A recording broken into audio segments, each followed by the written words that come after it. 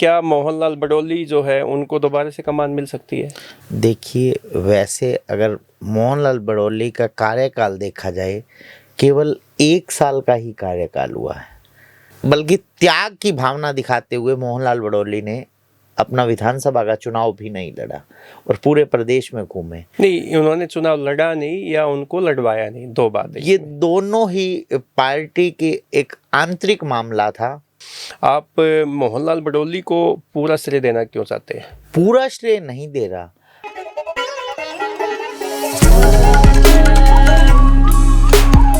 नमस्कार, दी हरियाणा टॉक्स में आपका स्वागत है। हम आज बात करेंगे भाजपा के प्रदेश अध्यक्ष के चुनाव को लेकर। भाजपा ने जिला स्तर तक अपना संगठन कंप्लीट कर लिया है और अब किसी भी दिन प्रदेश अध्यक्ष के चुनाव की घोषणा हो सकती है। तो कौन प्रदेश अध्यक्ष बन सकते हैं? मोहनलाल बडोली को दोबारा कमान मिल सकती है या कोई और नए चेहरे को प्रदेश अध्यक्ष बनाया जाएगा? आज हम इसी मुद्दे पर बात करेंगे राजनीतिक विश्लेषक जोगेंद्र कथुरिया जी से। कथुरिया साहब, आपका स्वागत है। बहुत बहुत धन्यवाद वशिष्ठ जी। अच्छा, नगर निगम के चुनाव करवा चुके हैं, आप मेयर बन चुके हैं और सब चीज़ें हो चुकी हैं, तो अब बीजेपी का प्रदेश अध्यक्ष का गठन होना है। तो आप क्या देखते हैं कि कौन प्रदेश अध्यक्ष बन सकता है और क्या मोहनलाल बडोली जो है उनको दोबारा से कमान मिल सकती है? देखिए, वैसे अगर मोहनलाल बडौली का कार्यकाल देखा जाए, केवल 1 साल का ही कार्यकाल हुआ है। पहले जब उन्हें कार्यकाल की शुरुआत की, तुरंत लोकसभा चुनावों का ऐलान हो चुका था और लोकसभा चुनाव में भी हालात विपरीत होते हुए 50% सीटें, 5 सीटें बीजेपी जीतने में कामयाब रही। वो खुद भी एक नॉमिनल से मार्जिन से भले ही चुनाव हार गए हों, परंतु सोनीपत से परंतु चुनाव सोनीपत का और अंबाला का बिल्कुल नज़दीकी था। वहाँ किसी की भी जीत हार हो सकती थी, आंकड़ों का खेल है। आंकड़ों में भले ही हार गए हों, परंतु भाजपा का प्रदर्शन संतोषजनक कहा जा सकता। उसके बाद जब विधानसभा चुनाव हुए, बिल्कुल विपरीत परिस्थितियाँ थी। 100 में से 80% लोगों की ज़बान पे यही था कि सरकार तो कांग्रेस की बनेगी, परंतु जो वोटर्स भाजपा के थे, कोर वोटर थी भाजपा की, माइक्रो मैनेजमेंट थी और आंकड़ों का खेल था, उन सब में भाजपा अव्वल रही और भाजपा सरकार बनाने में कामयाब रही। और बल्कि त्याग की भावना दिखाते हुए मोहनलाल बडौली ने अपना विधानसभा का चुनाव भी नहीं लड़ा और पूरे प्रदेश में घूमे। नहीं, उन्होंने चुनाव लड़ा नहीं या उनको लड़वाया नहीं, 2 बात है। ये दोनों ही पार्टी के एक आंतरिक मामला था।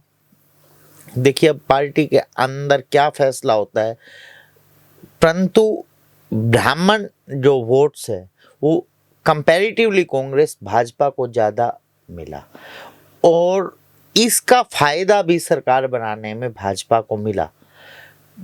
कांग्रेस ने केवल, मुझे जहाँ तक ज्ञात है, 2 ब्राह्मणों को टिकट दी थी और उनमें से एक चुनाव जीत गए और एक हार गए। भाजपा ने 8 या 9 ब्राह्मण चेहरे चुनाव मैदान में उतारे थे और ज़्यादातर अपना चुनाव जीतने में कामयाब हुए।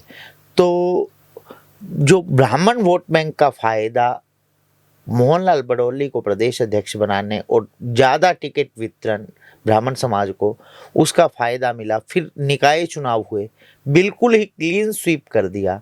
तो देखें, अगर परफॉर्मेंस आधार रही तो मोहनलाल बडौली इसी कुर्सी पर काबिज रहेंगे। लेकिन जैसे चुनाव में, जो विधानसभा चुनाव में जो बाजी पलटी बीजेपी ने और जो निकाय चुनाव में जो सुपड़ा साफ किया कांग्रेस का और जो अन्य दल थे, उसमें तो ये कहते हैं कि ये जो पूरी रणनीति थी, ये तो पूर्व मुख्यमंत्री जो है मनोहर लाल, केंद्रीय मंत्री, उन्होंने पूरी रणनीति दिखाई और उन्होंने ये सारा जाल बुन के और कांग्रेस को घेरने का काम किया। तो उसमें आप मोहनलाल बडोली को पूरा श्रेय देना क्यों चाहते हैं? पूरा श्रेय नहीं दे रहा।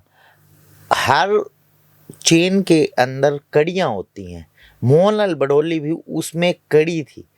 आप मोहनलाल बडौली को दरकिनार नहीं कर सकते कि मोहनलाल बडौली का भाजपा की सरकार वापसी में कोई योगदान नहीं है। ऐसे तो प्रदेश अध्यक्ष की अगर बात करें तो 2014 में प्रोफेसर रामविलास शर्मा के नेतृत्व में लोकसभा और विधानसभा का चुनाव लड़ा और भाजपा ने पहली बार प्रदेश में जो हरियाणा में कांग्रेस बीजेपी की गवर्नमेंट स्पष्ट बहुमत से दिलवाई, तो उनको तो कोई मुख्यमंत्री भी नहीं बनाया गया। वो 10 साल बाकायदा मंत्री रहे हैं। नहीं, मंत्री रहना अलग चीज है, मैं तो बात है ना उनके प्रदेश अध्यक्ष रहते, जबकि वो मुख्यमंत्री के दौड़ में सबसे आगे थे, लेकिन नहीं मिला उनको।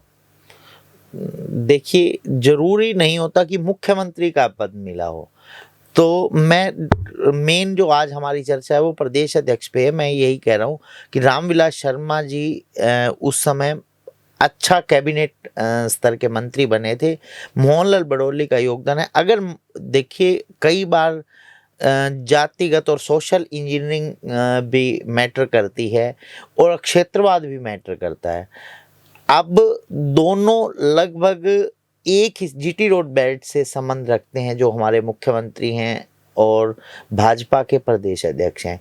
शायद सामंजस्य बिठाना चाह रहे होंगे, मध्य हरियाणा से किसी को लेके आना चाह रहे होंगे या साउथ हरियाणा से किसी को लेकर आना चाह रहे होंगे। इस तरह का कोई कम्बिनेशन सेट करना हो, या फिर जो परफॉर्मेंस कई बार आधार नहीं होती राजनीति में, अपना करीबीपन और अपने बंदे को एडजस्ट करने, बीच में जो मोहनलाल बड़ौली पर आरोप लगे थे, हनी ट्रैप संगीन आरोप थे का मामला, हालांकि वो इससे बिल्कुल बरी हो चुके हैं, उन्हें क्लीन चिट मिल चुकी है। इसी आधार पर आज कहा जा सकता है कि मोहनलाल बड़ौली को बरकरार रखा जा सकता है। यदि इन्हें बदला जाता है तो भाजपा के पास विकल्प की कमी नहीं है।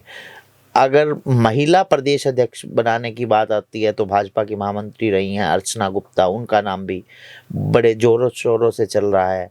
पूर्व में सहकारिता मंत्री रहे हैं मनीष ग्रोवर, इन्हें मनोहर लाल खट्टर का करीबी माना जैसे जाता है। पंजाबी अगर समाज से पंजाबी कम्युनिटी को साधने का काम किया जाए तो आपका कहना है कि मनीष ग्रोवर जो है वो प्रदेश अध्यक्ष दौड़ में सबसे आगे है। देखिए, 2 बंदे पंजाबी समाज से फिलहाल दौड़ में हैं, मनीष ग्रोवर और संजय भाटिया। पर मुझे लगता है जिस प्रकार पिछले 1 साल से घटनाक्रम चलते आ रहे हैं, मुझे संजय भाटिया पिछड़ते हुए नजर आ रहे हैं।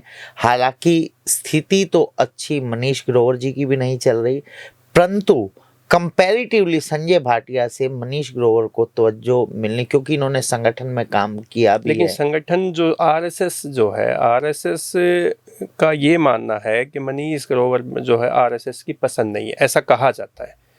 आप इस बात से कितने सहमत हैं? देखिए, इस बात पर तो आरएसएस की जो अपना क्राइटेरिया होता है, उस क्राइटेरिया में ये कितने फिट बैठते हैं वो आरएसएस वाले ही जानते हैं। पर मुझे लगता है कि आरएसएस के क्राइटेरिया में पुराने भाजपाई हैं, विश्वसनीय हैं, और विश्वसनीयता एक बहुत बड़ा क्राइटेरिया होता है भाजपा में कोई भी पद मिलना। और ये पता है मुझे हाई कमान के विश्वसनीय हैं मनोहर लाल खट्टर, और यहाँ तक के प्रधानमंत्री नरेंद्र मोदी के भी बहुत करीबी हैं मनीष ग्रोवर। तो कथुरिया जी, ये जैसे अपने प्रदेश अध्यक्ष है मोहनलाल बड़ौली, इनके अलावा भी कोई ब्राह्मण चेहरा भाजपा में प्रदेश अध्यक्ष की दौड़ में है? देखिए, युवा, एनर्जेटिक और पूर्व मुख्यमंत्री मनोहर लाल के करीबी हैं अजय गौड़ जी, उनका भी नाम प्रदेश अध्यक्ष की दौड़ में चल रहा है।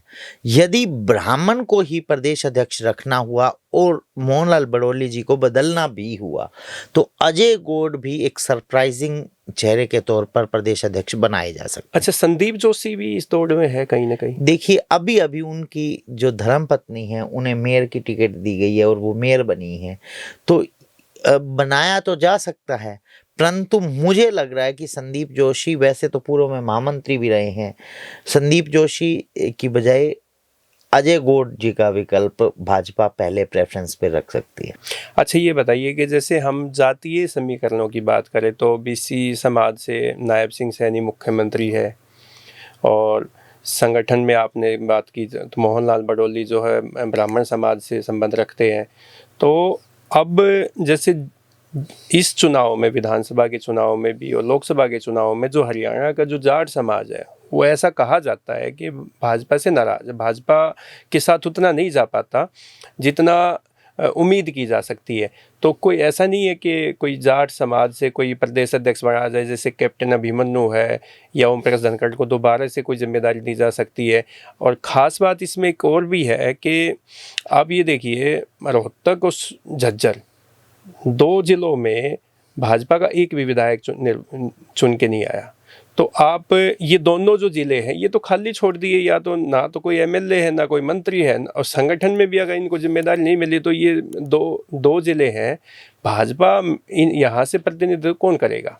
तो ऐसा है कि भाई जैसे इन 2 जिलों से किसी को प्रदेश अध्यक्ष की जिम्मेदारी मिल सकती है। देखिए, मिलने को तो किसी को भी मिल सकती है, परंतु जाट समुदाय से 3 चेहरे या 4 चेहरों का नाम चल रहा है, जिसमें जेपी दलाल पूर्व में मंत्री रहे हैं, मनोहर लाल खट्टर के करीबी हैं, परंतु जो उनकी पुरानी विचारधारा रही है वो भाजपाई नहीं रही।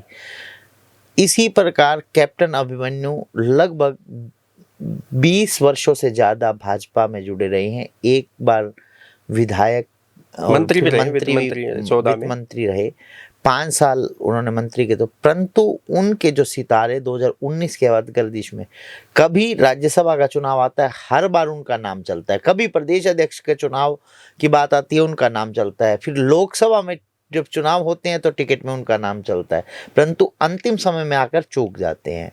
मुझे कैप्टन अभिमन्यु का तो प्रदेश अध्यक्ष बनना मुश्किल लग रहा है।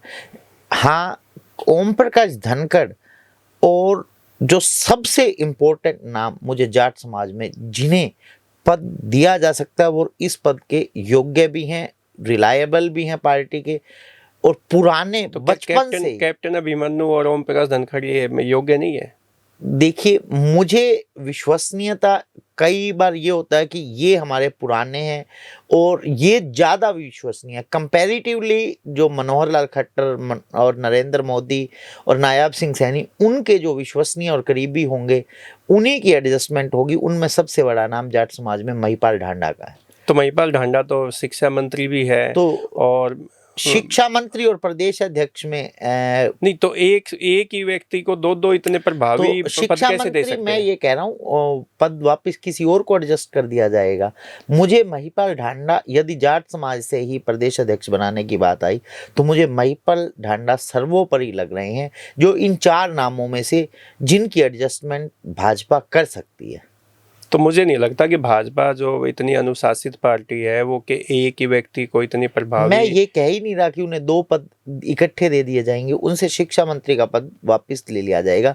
प्रदेश अध्यक्ष एक बहुत बड़ा पद है पार्टी संगठन के तौर पर देखा जाए तो। महिपाल ढांडा भी संगठन में काम करना चाहेंगे। यदि उन्हें प्रदेश अध्यक्ष बनाया जाता है तो मुझे लगता है कि वो खुशी खुशी अपना जो इस मंत्री पद से इस्तीफा दे सकते हैं। तो भाजपा ये जो प्रदेश अध्यक्ष की ताजपोशी है और जो चुनाव है वो कब तक, उम्मीद है कि कब तक हो सकता है? मुझे लग रहा है कि अगले महीने राष्ट्रीय अध्यक्ष बनना है, तो राष्ट्रीय अध्यक्ष बनने से पहले प्रदेश अध्यक्ष बनाया जाएगा।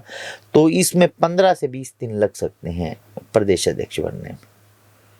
तो मतलब इसी महीने आपको भाजपा में हरियाणा का शायद चेहरा हम छोड़ रहे हैं, वेदपाल एडवोकेट जी, जो कि रोड समाज से बिलोंग करते हैं, और उनके साथ भी एक अक्षेत्रवाद का जो बात आड़े आ रही है। हर तरह का संतुलन भाजपा बिठाना चाहती है। जातिगत संतुलन में तो वो फिट बैठ रहे हैं, संगठन में पहले काम भी किया है, विश्वसनीय भी हैं, परंतु सीएम भी उसी क्षेत्र से हो जाएंगे, कुरुक्षेत्र से। और जो वेदपाल एडवोकेट बेसिकली कैथल जिले से बिलोंग करते हैं, तो यहाँ थोड़ा सा मुश्किलात सामने आ रही है वेदपाल एडवोकेट जी, नहीं तो उन्हें भी बनाया जा सकता था प्रदेश अध्यक्ष। तो दोस्तों, आज हमने भाजपा के प्रदेश अध्यक्ष को लेके चर्चा की जोगिंदर कथुरिया जी से, और आपको हमारी चर्चा कैसी लगी कमेंट करके ज़रूर बताएं, और कोई नाम हमसे छूट गया तो आप कमेंट करके भी बता सकते हैं। कथुरिया जी, आपका बहुत बहुत धन्यवाद। Thank you.